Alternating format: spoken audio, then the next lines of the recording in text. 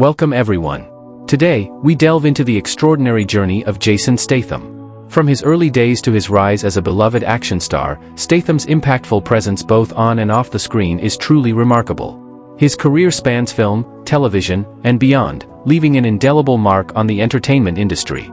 There's so much to uncover about this phenomenal actor and his incredible life. Before we dive in, we ask for your support. Please don't forget to subscribe, like, and share this video so that it will be recommended by YouTube to more loyal viewers like you. Let's get started. About Jason Statham's early life. Jason Statham was born on July 26, 1967 in Shirebrook, Derbyshire, the son of dancer Eileen, née Yates, and street seller Barry Statham. His father also worked odd jobs as a house painter, coal miner, and singer in the Canary Islands.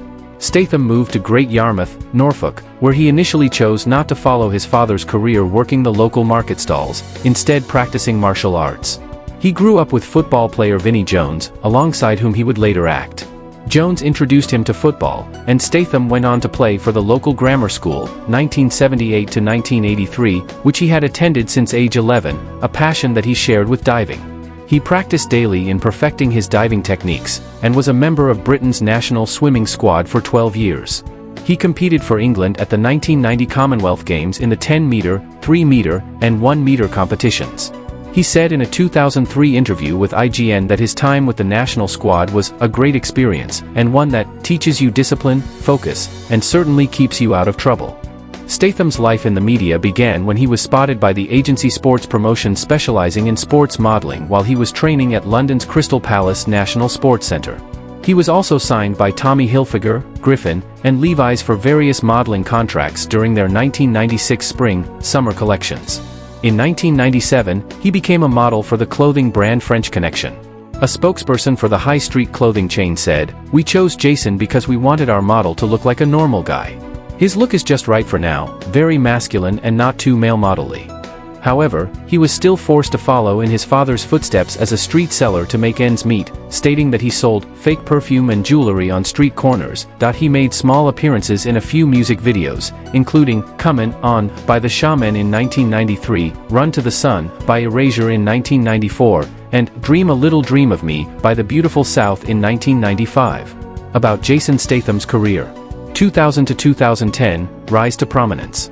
While working as a model for French Connection, he was introduced to fledgling British director Guy Ritchie, who was developing a film project and needed to fill the role of a streetwise con artist.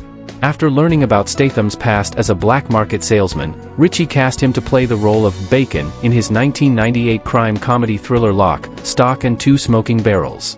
The movie was well received by both critics and audiences, and helped put Statham in the public eye. For his role in the film he was paid UK £5,000. Statham's second collaboration with Ritchie came in the 2000 film Snatch, playing the role of Turkish. Cast alongside popular actors Brad Pitt, Dennis Farina, and Benicio del Toro, the movie earned more than $80 million in box office revenue. For his role in Snatch, he was paid UK £15,000, 3 times the amount of his first film. Statham was able to break into Hollywood and appeared in 2 movies in 2001. The science fiction action horror film Ghosts of Mars and the science fiction martial arts action film The One. Statham was offered more film roles, and in 2002 he was cast as the lead role of driver Frank Martin in the action movie The Transporter, written by Luc Besson. He has studied Wing Chun, karate, and kickboxing. The film spawned 2 sequels, Transporter 2, 2005, and Transporter 3, 2008. He also played supporting roles in Mean Machine, 2002, The Italian Job, 2003, and Cellular, 2004, in which he played the lead villain. In 2005, Statham was once again cast by Ritchie to star in his new project, Revolver, which was a critical and box office failure. He played a dramatic role in the independent film London in 2006. That same year he played the lead role in the action film Crank. Statham was asked to promote Crank during the 2006 San Diego Comic-Con convention. In 2008, Statham starred in the British crime thriller The Bank Job and Death Race, a remake of Death Race 2000, 1975. American film critic Armand White hailed Statham's ascension as an action film star. On the occasion of Death Race, White championed Statham's best track record of any contemporary movie star. Later in 2008, White praised Statham's Transporter 3 as a great example of kinetic pop art. Chris Hewitt of Empire magazine noted the film as a dour, drab affair, but credited the film with establishing Statham as a new action hero, as at ease with gruff one-liners as he was with Jackie Chan-esque high-kicking. In 2009, Statham started to develop a new movie written by David Peoples and Janet Peoples.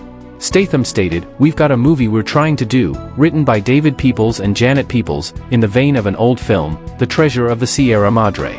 It's not a remake or anything, but it's a little bit like that, about relationships and how greed contaminates the relationships these three people have. The working title is The Grabbers." He reprised his role as Chef Kelios in the 2009 sequel Crank, High Voltage. In 2010, Statham appeared alongside fellow action stars Sylvester Stallone, Jet Li, Dolph Lundgren and Mickey Rourke, among others, in the ensemble action film The Expendables. Statham plays Lee Christmas, a former SAS soldier and expert at close-quarters combat using knives. The film was commercially successful, opening at #1 at the box office in the United States, the United Kingdom, China and India, and grossed a total of $274 million worldwide. 2011 to 2015, commercial expansion. In his first film of 2011, Statham starred in the remake of the 1972 Charles Bronson film The Mechanic as Arthur Bishop. A theatrical trailer depicting Statham's character, shooting a man's head off, was banned from circulation by the Advertising Standards Authority for showing excessive violence. His role in The Mechanic was positively reviewed by the critics both in the United States and the United Kingdom.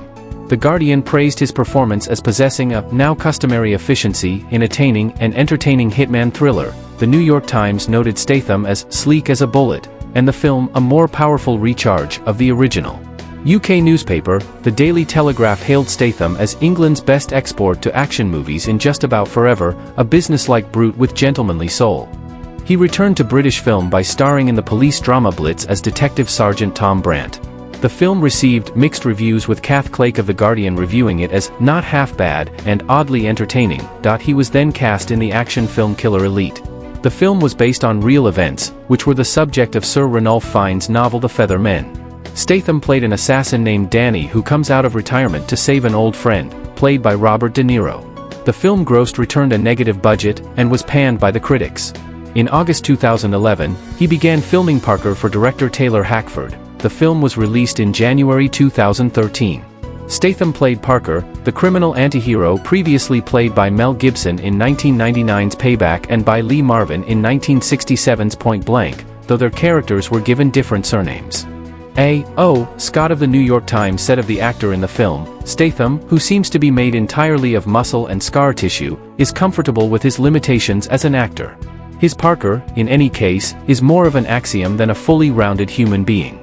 A 2012 BBC News report estimated that his 10-year film career to date, 2002 to 2012, yielded over $1 billion in the box office, making him one of the industry's most bankable stars. He was signed on to reprise his role as Lee Christmas in The Expendables 2 in 2012. In 2013, Statham had a cameo appearance at the end of Fast and Furious 6 as the brother of the film's antagonist Owen Shaw, Luke Evans. He reprised the character, this time as the main antagonist, in Furious 7, which was released in April 2015. He also starred opposite James Franco in the thriller Homefront, written by Sylvester Stallone, and headlined the British thriller Hummingbird. The latter film was praised by critics for pushing Statham's acting abilities to new heights. His attempt to develop his brand by trying more adventurous parts, noted by The Guardian's Mark Kermode, broadened his dramatic palette. Statham made a cameo in the 2014 music video Summer of Calvin Harris as one of the car racers. In 2014, he returned as Lee Christmas in The Expendables 3. Although critically panned, the film would go on to gross $215 million against a $90 million budget. In 2015 he starred in the action comedy Spy alongside Melissa McCarthy, Jude Law, and Rose Byrne. The film, a commercial success, was particularly praised for showcasing Statham's comedic side in contrast to his more serious roles. According to an article by Empire magazine, A Spy 2 was development in late 2015, with more screen time dedicated for Statham's character, Rick Ford. He was nominated for the Critics' Choice Award for Best Actor in a Comedy for his role in Spy. Statham was offered a 3-film contract to reboot the Transporter series in late 2015, but turned it down because he was not given the script before the signing date and unhappy with its compensation package. According to an article by The Guardian, Statham expressed interest in playing James Bond in the upcoming Spectre film. Its author, Steve Rose, noted that there was no doubt Statham can walk the Bond walk. And talking his talk can hardly be an issue with a character whose accent has fluctuated between Sean Connery's Scottish brogue and Timothy Dalton's Welsh. After the interview, there were multiple calls from critics and the public to instate him as James Bond in a future film. 2016 present, continued success. The sequel to his 2011 film The Mechanic was scheduled for production in late 2016 and announced to open as Mechanic, Resurrection. The film went on to become highly commercially successfully in international film markets, grossing $109.4 million worldwide. According to Forbes, the film was Statham's seventh biggest earner and most commercially successful solo film venture of his career. In February 2017, he starred alongside Gal Gadot in a 30-second Super Bowl advertisement for Wix.com during Super Bowl 51. CNET reported that the advertisement reached 22 million user impressions. Statham was asked to rejoin the Fast and Furious franchise once more in 2016. The ensuing film, The Fate of the Furious, was released in April 2017 to commercial success. While the film overall received mixed reviews, Statham was praised for his comedic timing and on-screen chemistry with contemporaries. The film went on to be the third highest-grossing film of 2017 and the 12th highest-grossing film of all time. Spy 2 was confirmed on February 15, 2018. But later in 2018, Feig explained that although a sequel to Spy could still happen, there hasn't been any interest from the studio in the project. Statham played the lead, former naval captain Jonas Taylor, in the 2018 action horror film The Meg, which was released on August 10. The film would go on to gross $527.8 million worldwide, becoming the highest-grossing US-Chinese co-production of all time. In 2019, Statham reprised his role as Deckard Shaw again in Fast and Furious Presents, Hobbs and Shaw, a spin-off of the Fast and Furious franchise focusing on his and Dwayne Johnson's characters. The film grossed $758 million worldwide, becoming the 10th highest-grossing film of 2019, and received generally positive reviews from critics, with praise for Statham's performance. About Jason Statham's public image. An article by Adam Gabbett in The Guardian noted that Statham's character contributions to his industry and film niche are tough and uncompromising. Some critics note his presence as a defining feature that signals to moviegoers the content of a film. The same exposé commented, "You know what you're getting with a Jason Statham film. He will beat people up. He will crash cars. He will do an unconvincing American accent." Statham's impact on the action thriller genre has been seen by Gabbett as a replacement of the same undertaken by Arnold Schwarzenegger, Sylvester Stallone, and Jean-Claude Van Damme during their runs as headliners throughout the 1980s and 1990s. Statham himself cites Stallone, Bruce Lee, Paul Newman, Steve McQueen, and Clint Eastwood as his inspirations. An article by Times Higher Education reported that Manchester University Press commissioned an academic study analysing the impact Statham has had on the British and American film industries from his debut in 1998 to 2018. According to the article, Professors Stephen Gerrard and Robert Shale are looking to show the changing face of British cinematic masculinity into one that embraces cinema across a wide range of projects, but one that also uses cross-textual media in his output. About Jason Statham's in popular media.